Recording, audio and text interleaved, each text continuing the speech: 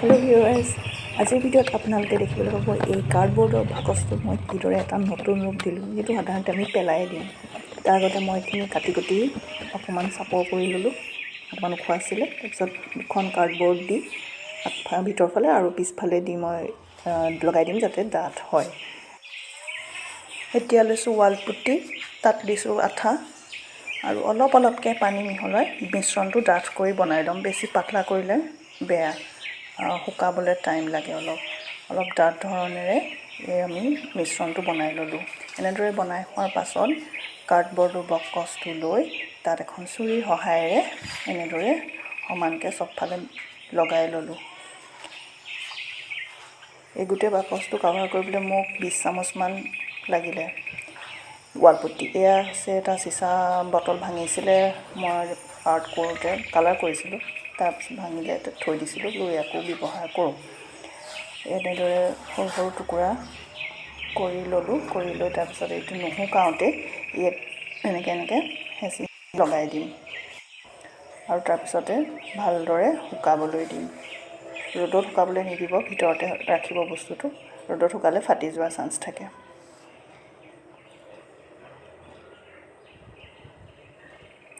সেয়া তাৰপাছত লগাই হোৱাৰ পিছত অলপ দেৰি শুকাবলৈ দি ইয়াৰ ওপৰত আকৌ এটা মই লেপন দিছোঁ মিশ্ৰণটোৰ। এই আকৌ ৱালপুটিৰ মিশ্ৰণৰ লেপন দিছোঁ। শুকোৱাৰ পিছত গ্লাছৰ ওপৰত লাগি থকা ৱালপুটিখিনি, শুকান ৱালপুটিখিনি এনেদৰে আঁতৰাই দিলোঁ। আঁতৰাই হোৱাৰ পাছত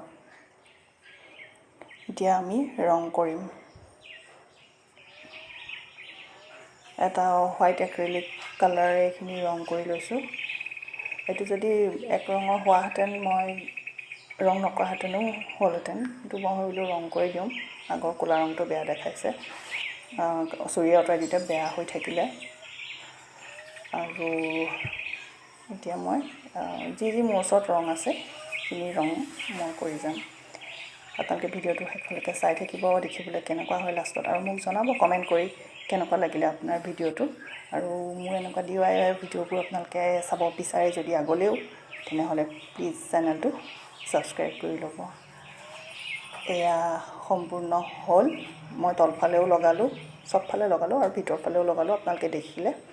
এতিয়া এইটো এটা হৈ গ'ল। মই প্লেণ্টাৰ ৰূপে ব্যৱহাৰ কৰিম, যিকোনো আমি এনেকৈ ভঙা চিঙা বটল আদিত আমি ৰুই থোৱা প্লাণ্টছবোৰ এনেকৈ সহজতে আমি সজাব পাৰিম। এয়া এইটো স্পাইডাৰ প্লেণ্ট এটা সজাই চাইছোঁ।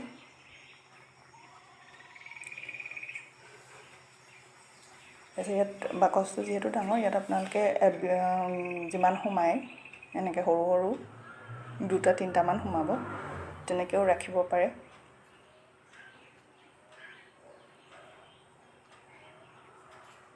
আপোনালোকে শেষলৈকে ভিডিঅ'টো চাই থাকক, আৰু চাই থকাসকলক বহুত বহুত ধন্যবাদ।